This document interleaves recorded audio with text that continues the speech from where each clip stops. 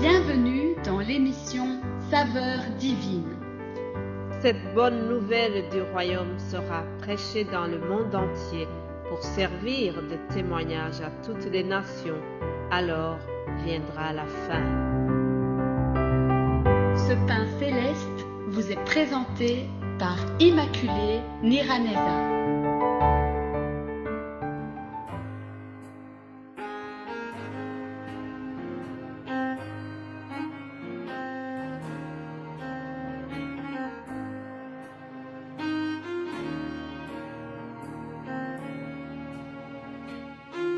Bienvenue très chers amis à l'écoute de cette émission, que la paix de Christ soit avec vous.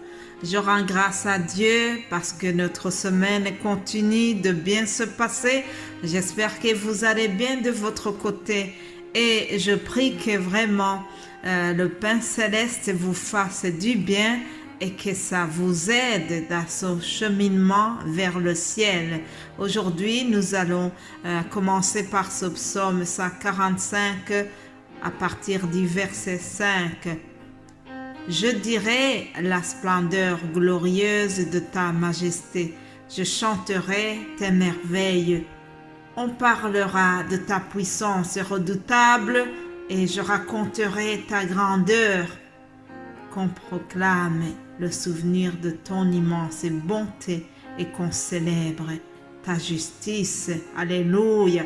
L'Éternel est miséricordieux et compatissant. Il est lent à la colère et plein de bonté. Alléluia. L'Éternel est plein de bonté. Il est redoutable. Il est tout puissant. Et nous sommes en train de souligner justement la grandeur, la puissance de Dieu au travers de ce qu'il a fait parmi les apôtres. Alors continuons notre livre des Actes des Apôtres.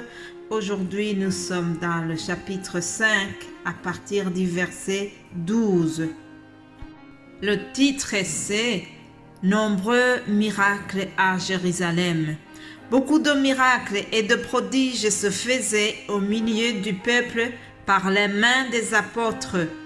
Ils se tenaient tous ensemble au portique de Salomon, et aucun des autres n'osait se joindre à eux, mais le peuple les louait hautement. Le nombre de ceux qui croyaient au Seigneur, hommes et femmes, augmentait de plus en plus, en sorte qu'on apportait les malades dans les rues et qu'on les plaçait sur les lits et des couchettes, afin que, lorsque Pierre passerait, son ombre au moins en couvre quelques-uns. La multitude accourait aussi des villes voisines à Jérusalem, emmenant des malades et des gens tourmentés par des esprits impurs. Et tous étaient guéris. Alléluia. Tout le monde était guéri. Gloire à Dieu, gloire à Dieu. Mes bien-aimés de Dieu, dans ce que je viens de lire au verset 13, nous voyons que les non-croyants respectaient beaucoup les disciples de Jésus. Et ceux qui n'étaient pas croyants n'osaient pas se joindre à eux. Pourquoi? En effet, ils avaient vu l'autorité divine qui les accompagne. Dans la première partie du chapitre 5, ce chapitre que je viens de vous lire, tout au début du chapitre, on nous raconte l'histoire d'un couple, Ananias et Saphira.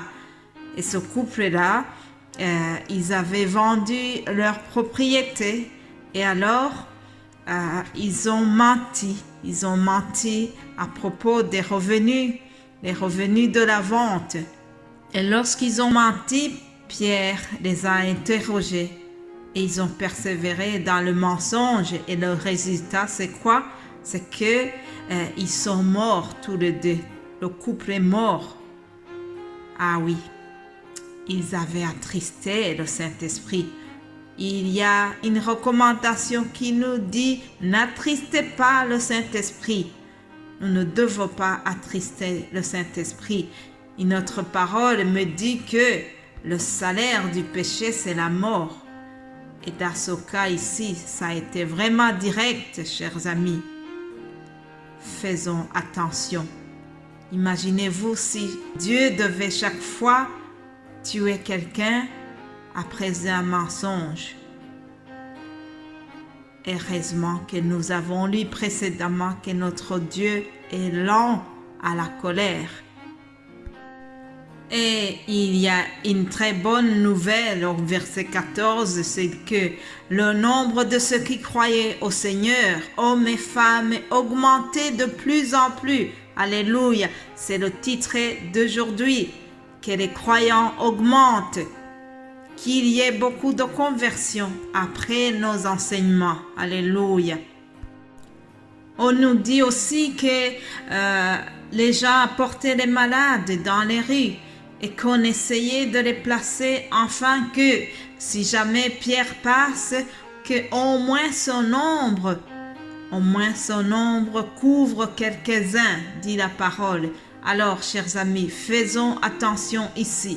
Je voudrais souligner que la Bible ne dit pas que l'ombre de Pierre a guéri les gens. Non, c'est ce que les gens avaient espéré. Ils avaient vu comment Pierre avait fait marcher le boiteux de naissance à la porte de la belle, la porte du temple. Et donc, ils avaient vu qu'il y a un don spécial de guérison chez Pierre. Et donc, dans leur tête, ils espéraient que même son ombre puisse guérir les gens. Alors, c'est pour cela que ils ont appelé même les gens de villes voisines et ils amenaient des malades. Mais le verset 16 nous dit aussi que la suite, c'est que les malades sont venus et ils ont été guéris. Alléluia. Vous savez pourquoi il y a eu autant de miracles, autant de guérisons? C'est parce que il y avait une équipe de prière derrière tout cela. Oui, il y avait beaucoup de gens qui priaient pour que le Saint-Esprit continue d'agir. Mon frère qui vous a apporté le message en anglais hier, notre frère Ebenezer, a parlé de la prière aussi. J'avais aussi enseigné en ayant ce titre qui dit que la prière fervente du juste est d'une grande efficacité. Mon frère a souligné que nous devons avoir un compagnon de prière. Il faut bien avoir une ou un partenaire de prière. C'est bien de prier en compagnie aussi, c'est possible. C'est vrai que nous prions aussi seuls, mais si nous avons quelqu'un d'autre avec qui prier, que nous prenons cette habitude de prier ensemble, ça apporte beaucoup de courage. Et la prière en équipe, il faut vraiment l'encourager. C'est par la prière de l'Église que Pierre a été libéré miraculeusement. Vous le savez, on en a parlé aussi. La prière retire des montagnes, chers amis. Dans le chapitre 4, 29, nous voyons le résultat de la prière. Ils ont prié en disant ceci: « Et maintenant, Seigneur, vois leurs menaces et donne à tes serviteurs d'annoncer ta parole avec une pleine assurance, en étendant ta main pour qu'ils se fassent des guérisons, des miracles et des prodiges par le nom de ton saint serviteur Jésus. » Et quand ils eurent prié, le lieu où ils étaient assemblés trembla. Ils furent tous remplis du Saint-Esprit et ils annonçaient la parole de Dieu avec assurance. Alléluia. Voilà le résultat de la prière, mes amis. Permettez-moi de terminer ce message justement par une très courte prière et priez avec moi. Seigneur, glorifie-toi au travers nos enseignements. Je prie pour que chaque évangéliste de la saveur divine donne vraiment un message qui est rempli de puissance. Alléluia. Je te prie, Seigneur, donne à tes serviteurs d'annoncer ta parole avec une pleine assurance comme tu l'as fait pour la première Église. J'ai prié au nom de Jésus-Christ. Amen.